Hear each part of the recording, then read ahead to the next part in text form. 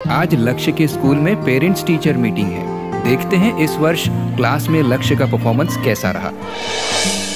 आइए बैठिए। मैं पहले से आपको बता देती हूँ, लक्ष्य की प्रोग्रेस रिपोर्ट 0 है। पढ़ाई में इसका बिल्कुल भी ध्यान नहीं है, हमेशा गुमसुम सा रहता है। पहले तो ऐसा नहीं था, और स्कूल की रेपुटेशन को ध्यान में रखते हुए हमें लक्ष्य को स्कूल से निकालना पड़ेगा। ये मैं क्या सुन रही हूँ? अरे रे, मैं क्या बताऊँ आपको, मैं खुद भी इससे बहुत परेशान हूँ। मैडम, एक मौका और दीजिए, अगली बार आपको शिकायत नहीं होने देंगे। ठीक है। तो चिंता मत कर बहू, देखना सब ठीक हो जाएगा। हाँ, ऐसे भी हमारी सुनता ही कहाँ है, आपका लाडला जो है। घर आकर दादाजी उसे अपने कमरे में लेकर जाते हैं। वे हर महीने 450 पत्रिका वितरण करने की सेवा करते थे। लक्ष्य भी कभी कभी दादाजी के साथ थोड़ी बहुत सेवा कर लिया करता था। बेटा 25-25 पत्रिका के 2 बंडल बना ले। तो लक्ष्य पत्रिका लेकर बंडल बनाने लगता है।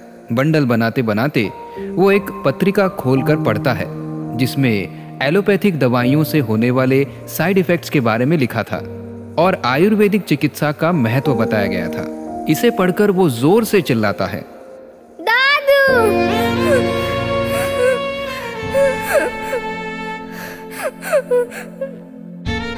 क्या हुआ बेटा, क्या है, दिखा। दादू, निशा। लक्ष्य की छोटी बहन निशा को बचपन से ही पेट में दर्द रहता था। उसकी माँ उसे पेन किलर देती थी, जिससे उसे एक बार तो आराम हो जाता था, लेकिन एलोपैथिक दवाइयों को लंबे समय तक लेने से होने वाले साइड इफेक्ट्स के कारण उसे ब्रेन ट्यूमर हो जाता है। लक्ष्य अपनी प्यारी बहन को तड़प तड़प कर मरते हुए देखता है। ये घटना उसके बाल मन पर गहरा असर कर जाती है। अब दादाजी को लक्ष्य के गुमसुम रहने का कारण समझ में आता है। दादू, मुझे मेरी बहन वापस चाहिए। दादू, कोई मरे ना, कैसा नहीं हो सकता। नहीं बेटा, शरीर के जन्म के साथ उसकी मृत्यु भी जरूरी है, लेकिन हाँ, एक उपाय है अमर होने का, अपने और दूसरों के दुख दूर करने का। सच दादू? हाँ बेटे। तो जल्दी बताओ ना दादू। महापुरुषों के आत्मज्ञान के उपदेश खुद पढ़ना, विचारना और दूसरों तक पहुंचाना। ऋषि प्रसाद, ऋषि दर्शन और लोक कल्याण सेतु के माध्यम से। लेकिन दादू, इससे सबके दुख कैसे दूर होंगे? देख, ये ऋषि प्रसाद पत्रिका ये सभी का सच्चा जीवन साथी है। इसमें बहुत सरल घरेलू नुस्खे व आयुर्वेदिक उपचार आते हैं। ये क्या संदेश देती है पता है? हार को जीत में बदलने की कला सीख लो, वैर को प्रीत में बदलने की कला सीख लो, दुख को सुख में बदलने की कला सीख लो, और अगर जीवन में कुछ करना ही चाहते हो तो मौत को अमरता में बदलने की कला सीख लो। देख, सुख दुख तो जीवन में आएंगे, लेकिन उस दुख को पचाने और सुख को बांटने की ताकत हमें पूज्य बापूजी एवं ऐसे महापुरुषों के ज्ञान से मिलती है। पूज्य बापूजी कहते हैं, सत्संग दान सर्वोपरि दान है, आप जपे अवरानु जपावे, सो साधक सहज में परम पद पावे। अब तो बच्चे बच्चियां भी ऋषि प्रसाद का अभियान चलाया करें। तो दादू, मैं भी आपके साथ ये ज्ञान का प्रसाद बांटने आऊंगा। सबके दुख दूर होंगे और बापूजी खुश हो जाएंगे। मेरा नन्हा सेवादार। पूज्य गुरुदेव की आज्ञा अनुसार ऋषि प्रसाद के कर्मठ सेवादारों द्वारा ऋषि प्रसाद बाल मंडल का गठन किया गया था। अब दादाजी लक्ष्य को ऋषि प्रसाद बाल मंडल में शामिल कराते हैं। लक्ष्य बाल मंडल से जुड़ने के बाद काफी खुश रहता है, लेकिन ये क्या, उसकी माँ अब क्यों परेशान है? क्या सेवा में जाना है? पहले तो तू बोलता नहीं था और अब बस सेवा सेवा की रट लगाए रहता है। तुझे डॉक्टर बनना है, सेवा वेवा से कुछ नहीं मिलने वाला। जाकर पढ़ाई कर। बापू, अब तो कहते हो यदि कुछ चाहिए और भगवान के गले पड़ जाओ तो उन्हें देना ही पड़ता है, लेकिन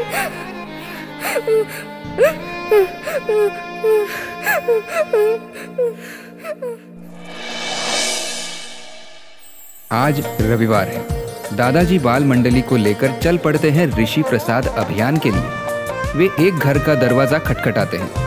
आइए देखते हैं क्या बाल मंडल के बच्चे ऋषि प्रसाद की महिमा समझाने में सफल हो पाते हैं। ऋषि प्रसाद की पावन गंगा बापू धरा पे लाए, बापू धरा पे लाए। बड़ भागी है वो जो सेवा करते और करवाए, सेवा करते और करवाए। पृथ्वी के देव हैं ये बापू के प्यारे हैं, ऐसे प्यारों को मिलता। बच्चों, तुम कहाँ से आए हो और ये क्या है? लक्ष्य व दूसरे बच्चे एक एक कर ऋषि प्रसाद की महिमा समझाने लगते हैं। आखिरकार बच्चे माताजी को समझाने में सफल हो जाते हैं। कितना प्यारा बच्चा है। इतने अच्छे संस्कार तुझे कहाँ से मिले? और एक तू है, सारा दिन मोबाइल में लगा रहता है। भैया, आप ये क्या कर रहे हो? Time pass. भैया, यह तो टाइम वेस्ट हुआ। इससे अच्छा तो भैया आप जप करें, सेवा करें, ऋषि प्रसाद लोक कल्याण सेतु पढ़ें और अपने मोबाइल फोन का सदुपयोग ऋषि दर्शन देखने में करें। इससे जैसे हम बच्चे पावरफुल हो गए हैं, वैसे ही आप भी पावरफुल हो जाएंगे। बिल्कुल। ऋषि दर्शन एक आध्यात्मिक मासिक ऑनलाइन वीडियो मैगजीन है। पूज्य बापूजी कहते हैं, आस्तिक हो चाहे नास्तिक हो, वो इसे देखकर ही स्वस्थ, सुखी, सम्मानित जीवन और मनोरंजन सहित तत्वज्ञान को पाने का पूरा अधिकारी बन सकता है। ऐसी है ऋषि दर्शन। अपनी सहेली के घर के अंदर बैठी लक्ष्य की माँ लक्ष्य की आवाज सुनकर सोचती है कि आवाज लगती तो मेरे लक्ष्य की है, लेकिन वो यहाँ क्यों आएगा।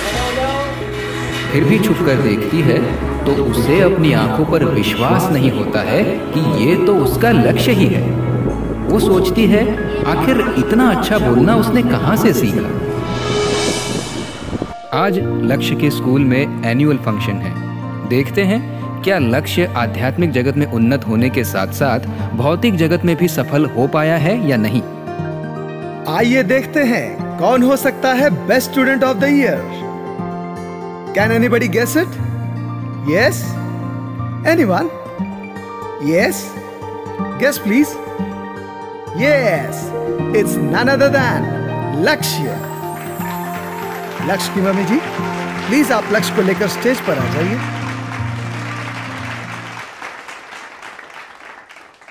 बधाई की पात्र मैं नहीं, लक्ष्य को अच्छे संस्कार उसे उसके दादाजी से मिले हैं। ये तो पूज्य गुरुदेव संत श्री आसाराम जी बापू की करुणा कृपा है कि उनकी आज्ञानुसार ऋषि प्रसाद बाल मंडल की सेवा द्वारा बच्चे न केवल आध्यात्मिक बल्कि भौतिक जगत में भी हंसते खेलते सेवा करते उन्नत हो रहे हैं, साथ ही हमारी सेवा के उत्तराधिकारी भी बन रहे हैं। पूज्य बापूजी कहते हैं, बच्चे भी यदि ऋषि प्रसाद की सेवा से जुड़ जाते हैं तो उनका लोक संपर्क पावर काफी बढ़ जाता है और बच्चों की वाणी से अच्छे अच्छे पिघल जाते हैं। मेरी प्यारी माँ, मैं अपनी पढ़ाई पूरी करके सेवा में गया था। पता है माँ, मुझे लोगों को पत्रिका देने में बहुत मजा आता है। अच्छा मेरे लाल, अब मैं तुझे सेवा के लिए कभी मना नहीं करूंगी और बाल मंडल की सेवा को संभालने में तेरे दादाजी की मदद भी करूंगी। सच माँ? हाँ।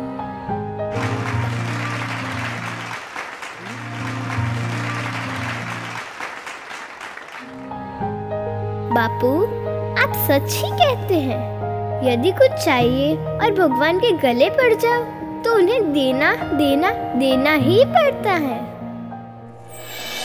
मैं घर घर जाकर ज्ञान बांटता हूँ। जिसको भी ज्ञान चाहिए मुझे बोलो, मैं घर आकर देकर जाऊंगा। बार बार, कम से कम साल में 12 बार।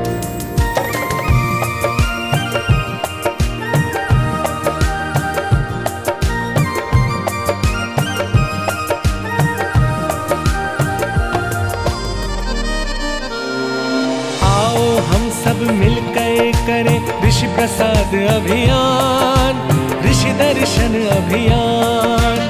आओ घर घर पहुँचाए हम गुरुदेव का ज्ञान।